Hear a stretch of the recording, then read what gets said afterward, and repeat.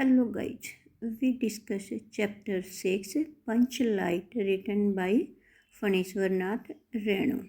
Now we discuss about the author and the story. Phanishwarnath Renu was one of the most significant writers of Hindi literature in its post-Premchand era. Era का मतलब होता है बेटा काल या युग. His Mela Anchal is considered to be one of the most significant Hindi novels of all times. Born in Arya district, then Purnia district, Bihar, Renu spent a part of his growing up years in Nepal. After graduating from Kashi Hindu विश्वविद्यालय मतलब university in 1942, he took part in the Indian freedom struggle. Renu was also active in the Nepali revolutionary movement in the 1950s. Renu introduced the आंचलिक कथा regional story. आंचलिक कथा होती है बेटा जो जहाँ वहाँ का वातावरण होता है ना उसके बारे में लिखना into Hindi writing and brute local flavours into Hindi literature. Punchlight is an interesting study of human behavior and the psychology of human communities. Guys, in this story there are 8 panchayats in the village, one for each community. All the panchayats have their own daris, jajam, mats and a petromax lamp which the villagers call the punch light.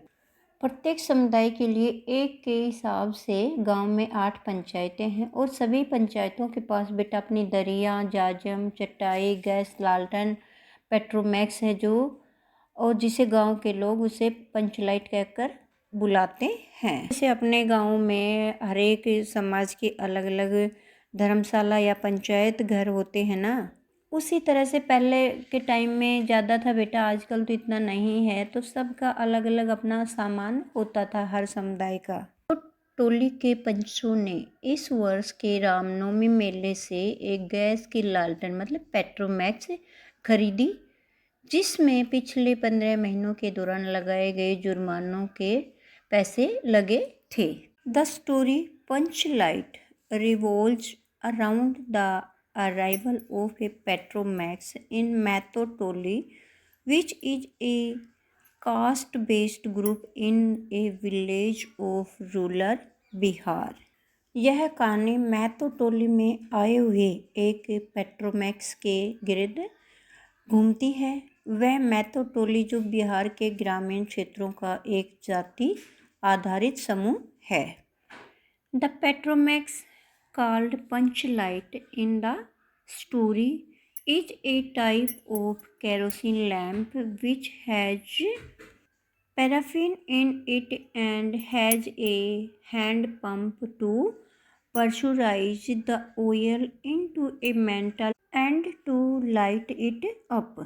Petromax जिसे इस कहानी में पंचलाइट का नाम दिया गया है एक प्रकार का मिट्टी के तेल का एक लैंप होता है जिसके अंदर मिट्टी का तेल होता है तथा जिसमें हाथ से चलाने वाला एक पंप होता है जिससे मेंटल को जलाने के लिए उसमें दबाव के साथ मिट्टी का तेल भरा जाता है. The writer makes the punch light the central character and weaves the whole story around it. लेखक ने पंचलाइट को एक केंद्रीय पात्र बनाया है तथा पूरी कहानी को इसके गिर्द बुना है. बेटा ये चित्र है ना पेट्रोमैक्स का है जो हमारे चैप्टर में पंचलाइट है उसका है.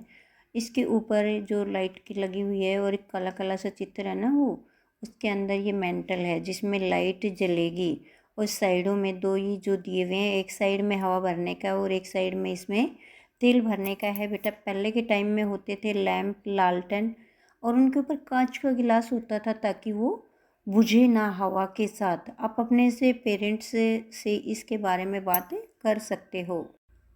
बेटा इस चित्र के अंदर महतो टोली के जो भी पंचायत के लोग थे वो पेट्रोमैक्स को रामनवमी के जो उनका वार्षिक मेला होता था उसमें से लेकर आ रहे हैं। तो मैंने आपके लिए ये चित्र इसमें डाला ताकि आप इसको देख सको। The panchayat of Mahato Toli decides to purchase a punch light from the fines collected over a period of several months बेटा यहाँ पे 15 महीने दिया हुआ है उसमें बुक में। महतो टोली की पंचायत ने कई महीनों के दौरान लोगों पर लगाए जुर्मानों के पैसों से एक पंच लाइट खरीदने का फैसला किया है। Panchlight has become some sorts of prestige issue for Mahto Tolly since it has already been purchased by the rival tolis. Mahto टोली के लिए पंचलाइट एक प्रकार से सम्मान वाला मामला बन गया है क्योंकि इसे प्रतिद्वंदी टोलियां पहले ही खरीद चुकी हैं। Since no one in the Mahato Toli knows how to light it, a very embarrassing situation arises।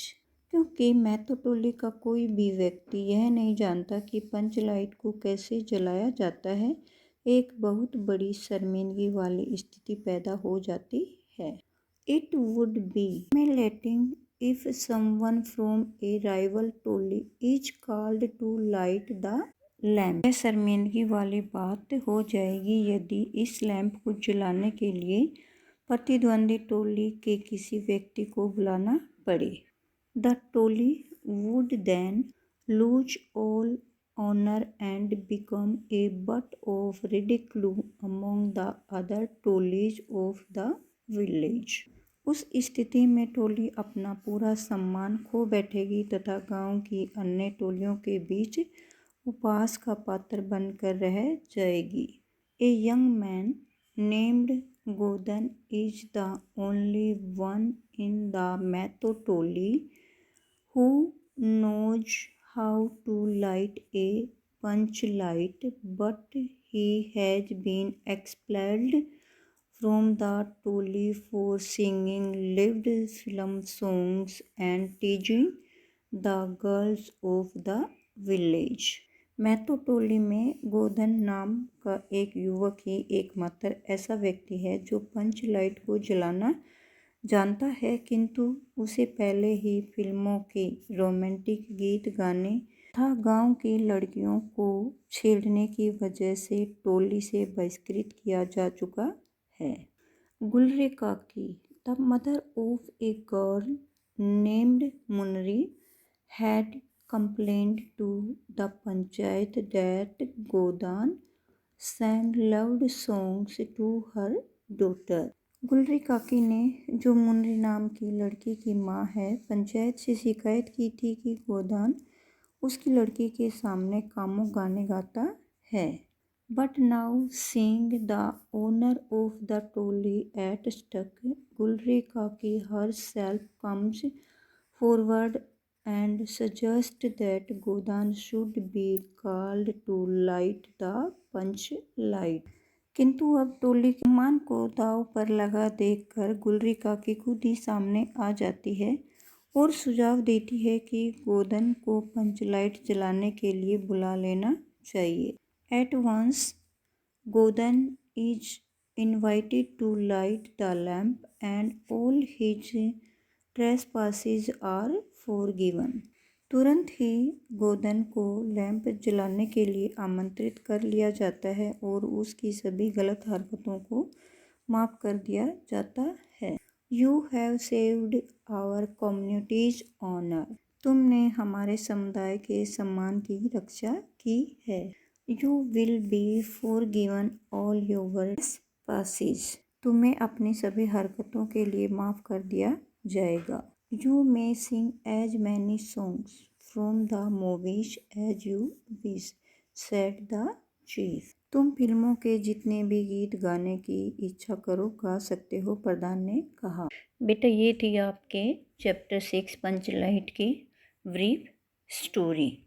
बेटा आपको ये स्टोरी कैसी लगी कमेंट में ज़रूर बताना है और इसे अपने दोस्तों के साथ भी शेयर करना है ताकि उनको भी इसका अधिक से अधिक लाभ मिल सके।